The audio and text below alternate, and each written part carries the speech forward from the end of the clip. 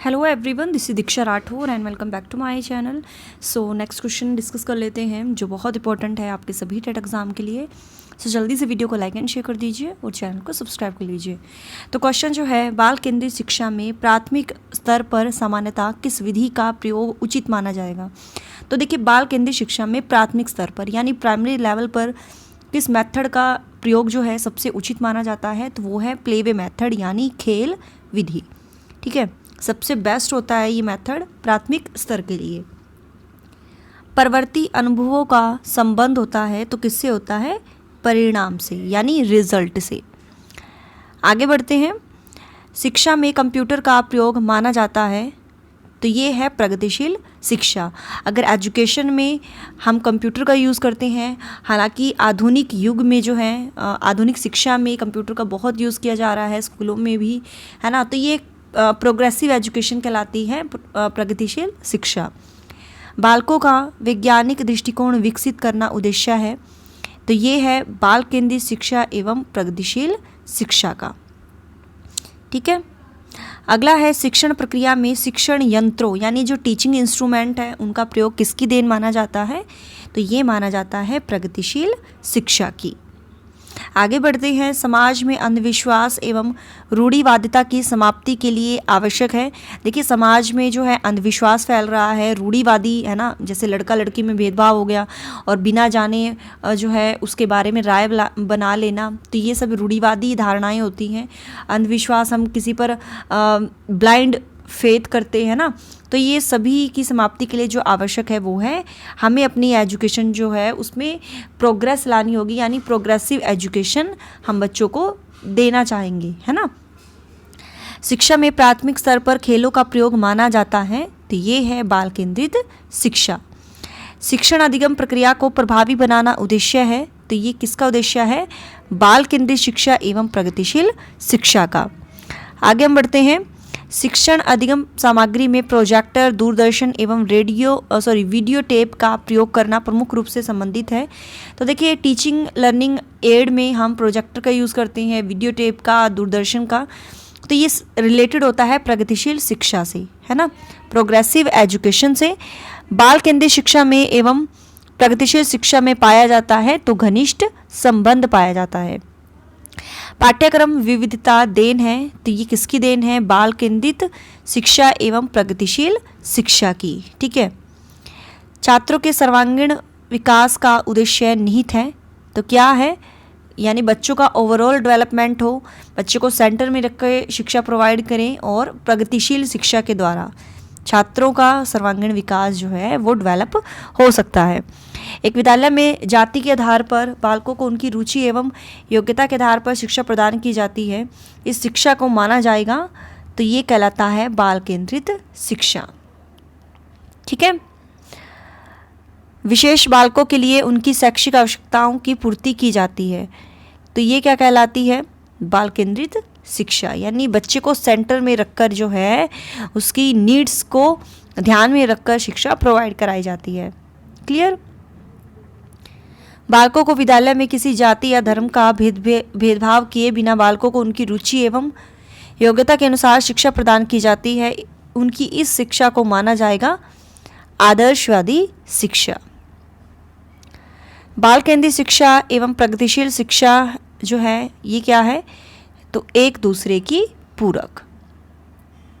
ठीक है, एक बालक की लंबाई 3 फुट थी, 2 वर्ष बाद उसकी लंबाई 4 फुट हो गई। बालक की लंबाई में होने वाले परिवर्तन को माना जाएगा तो क्या माना जाएगा, वृद्धि हुआ है और इसमें विकास हुआ, वृद्धि एवं विकास। स्किनर के अनुसार वृद्धि एवं विकास का उद्देश्य है तो क्या उद्देश्य है, प्रभावशाली व्यक्तित्व यानी इफेक्टिव पर्सनैलिटी। परिवर्तन की अवधारणा संबंधित है तो किससे संबंधित है, वृद्धि एवं विकास से। बाल केंद्रित शिक्षा एवं प्रगतिशील शिक्षा के विकास में महत्वपूर्ण योगदान है तो किसका योगदान है, देखिए मनोविज्ञान का है, विज्ञान का और तकनीकी का। ठीक है, यानी बच्चों को हम जब शिक्षा देते हैं उनकी साइकोलॉजी को ध्यान में रखकर और अलग अलग टेक्निक हम यूज़ करेंगे, है ना।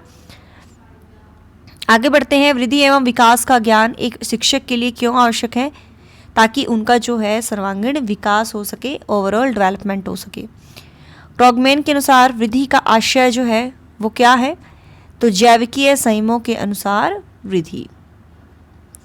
सोरेनसन के अनुसार वृद्धि सूचक है, तो किसका सूचक है ये? धनात्मकता का। गैसेल के अनुसार संकुचित दृष्टिकोण है, तो वृद्धि है। देखिए वृद्धि जो है संकुचित अर्थ है वृद्धि का, और व्यापक दृष्टिकोण है विकास का। तो कंफ्यूज नहीं होना है, अगर पूछा जाए संकुचित तो ये है वृद्धि का, और व्यापक दृष्टिकोण है विकास का। और किसके अकॉर्डिंग? गैसेल के अकॉर्डिंग। निम्नलिखित में से कौन सा तथ्य गैसेल के विकास के अवलोकन रूपों से संबंधित है? तो ये है शरीर रचनात्मकता, शरीर क्रिया, विज्ञानात्मक और व्यवहारात्मक। ठीक है। सोरेनसन के अनुसार वृद्धि मानी जाती है, तो क्या मानी जाती है? परिवर्तन का आधार। ठीक है। विकास के अनुरूप व्यक्ति में नवीन योग्यताएं एवं विशेषताएं प्रकट होती हैं। यह कथन किसका है? तो ये है श्रीमती हरलॉक का।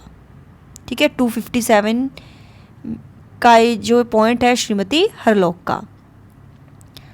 सोरेंश के अनुसार विकास है, तो ये है परिपक्वता एवं कार्य सुधार की प्रक्रिया। तो सोरेनसन के अनुसार विकास जो है ये है परिपक्वता एवं कार्य सुधार की प्रक्रिया।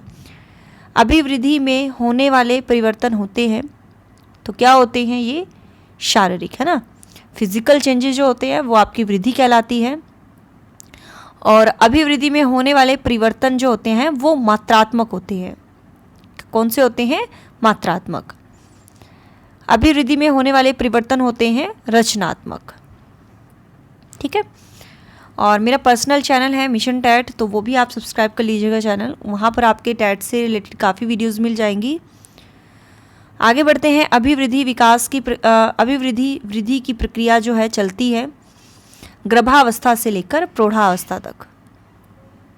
क्लियर। अभिवृद्धि का क्रम मानव को ले जाता है, तो किसकी ओर ले जाता है? वृद्धावस्था की ओर।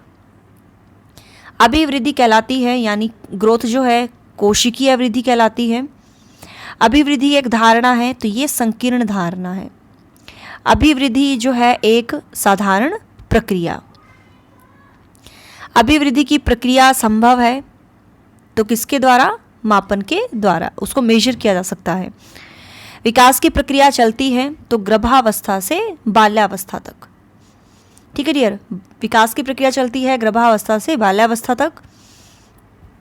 अभिवृद्धि का संबंध है, तो किससे संबंध है? अभिवृद्धि का शारीरिक परिवर्तन से। विकास की प्रक्रिया में होने वाले परिवर्तन माने जाते हैं, तो शारीरिक, मानसिक और सामाजिक। वृद्धि एवं विकास के संदर्भ में सत्य जो है, देखिए वृद्धि जो है वो बाद में होती है और विकास पहले होता है। ठीक है। विकास की प्रक्रिया के परिणाम और विध्वंसात्मक। विकास का प्रमुख संबंध है, तो परिपक्वता से है। विकास के क्षेत्र को माना जाता है, तो व्यापक क्षेत्र माना जाता है ना। व्यापक दृष्टिकोण है। विकास की प्रक्रिया में होने वाले परिवर्तन माने जाते हैं, तो ये गुणात्मक माने जाते हैं, जबकि वृद्धि में होने वाले परिवर्तन होते हैं मात्रात्मक। क्लियर। विकास की प्रक्रिया को कठिनाई के आधार पर स्वीकार किया जाता है, तो जटिल प्रक्रिया के रूप में। विकास की प्रक्रिया में समावेश होता है, तो वृद्धि एवं विकास का। क्रो एंड क्रो के अनुसार संवेग है, तो ये है मापात्मक अनुभव। संवेग पुनः जागरण की प्रक्रिया है, यह कथन किसका है? तो क्रो एंड क्रो का। तो डियर यही थे आज के हमारे 50 वन लाइनर क्वेश्चन जो आपके एग्जाम के लिए इंपॉर्टेंट है। और लास्ट वीडियो में मैंने आपसे क्वेश्चन पुट किया था कि मिड डे मील योजना कब शुरू हुई थी, तो ये 1995 में शुरू हुई थी, है ना। तो आप सभी ने भी इसका आंसर दिया था, जो बहुत अच्छा लगा। तो मिलते हैं डियर नेक्स्ट क्लास में। So thanks for watching my video. Do like, share and subscribe my YouTube channel. Till then bye bye. रब राखा। जय भोलेनाथ।